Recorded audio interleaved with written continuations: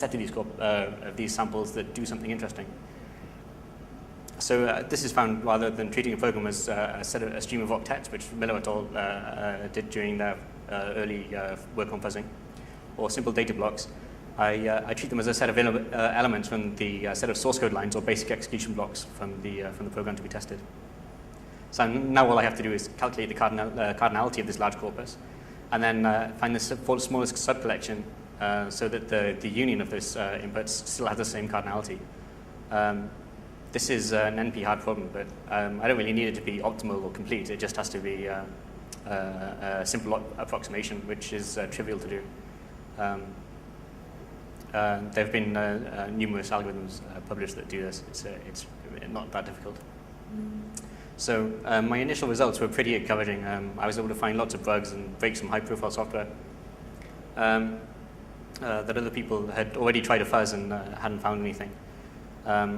So it was also the case that just simple mutation of flipping simple bits would break most software.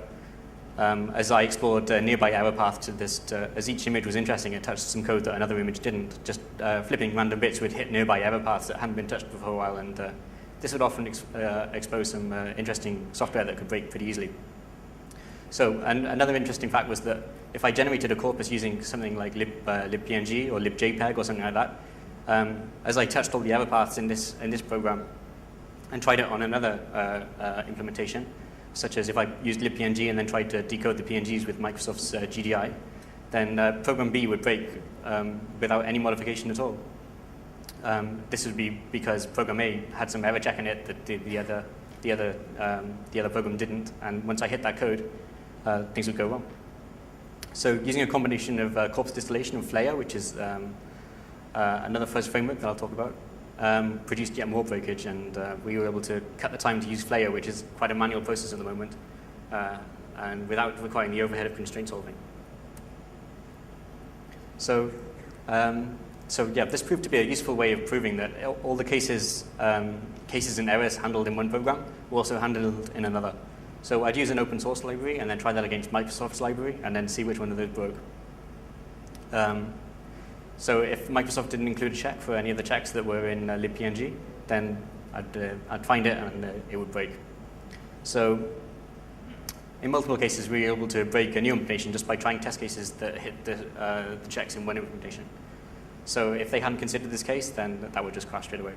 So I've had dozens of cases where building a corpus with an open source implementation would just crash every proprietary implementation I could find. So I generated test suites for most image formats with the standard open source libraries like libpng, libjpeg, and libgif, and so on. And then opening the test suite that I generated with things like Photoshop, Acrobat, most web browsers, Windows, the Windows image codecs, all of them would just break straight away. Most of these, unfortunately, are still patched, so I can't really give full details at the moment, and I've had to censor some of the details, which kind of sucks, but eventually they'll be patched. They've all been reported. So one of the problems with this was I still felt that basic block-based coverage was still holding me back. The problem with these basic block-based coverage is that a basic block can still encode quite a lot of logic, and it's difficult to explore the logic within these basic blocks. So I solved this problem with a technique I called sub-instruction profiling. All existing coverage-driven fuzzers use at best basic blocks to determine code coverage, but we felt this was still too high level. So yeah, basic block coverage is equivalent to instruction level coverage, but you can still imagine how a large amount of logic can be encoded into a single instruction, and basic block-based coverage tells you nothing about this. So for example, if you've got a program that has a struct comp, any reasonable compiler is going to encode this into a repz comp-s instruction. So even though this is in another basic block, you're not learning anything being told that this basic block is going to hit a particular program. It doesn't matter what I put in there, it's not going to work.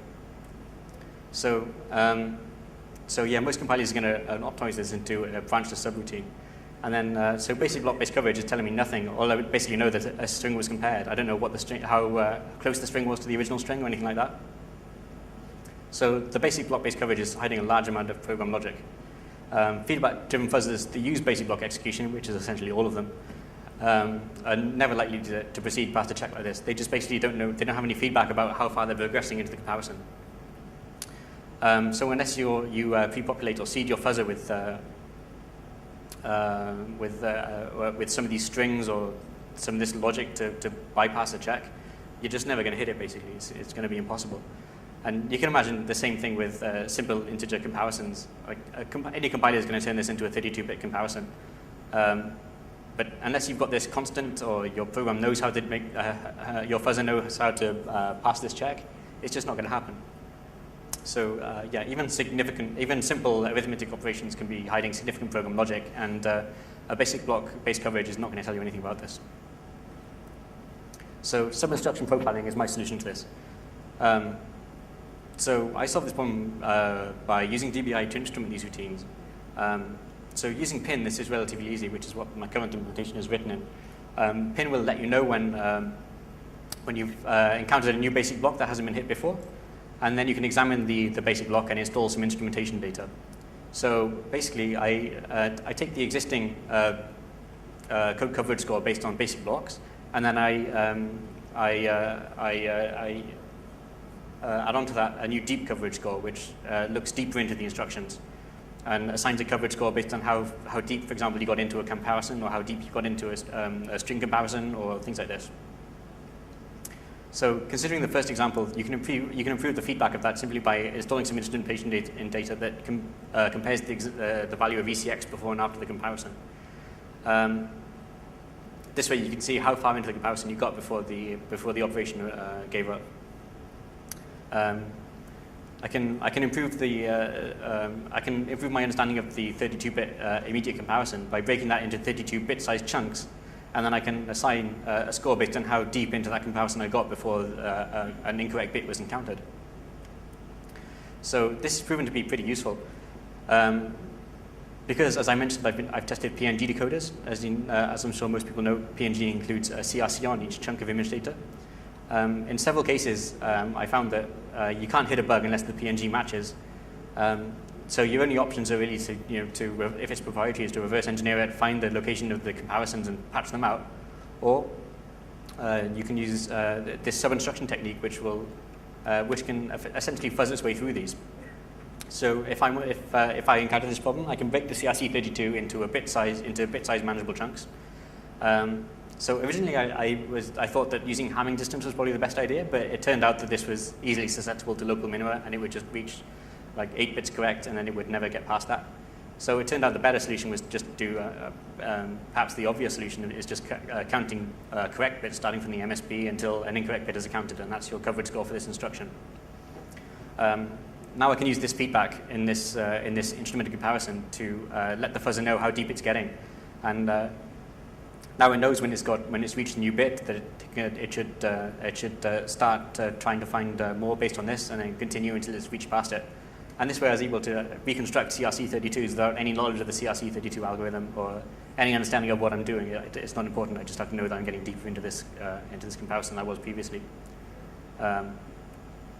Okay, so perhaps the classical solution to this problem is just using constraint solving.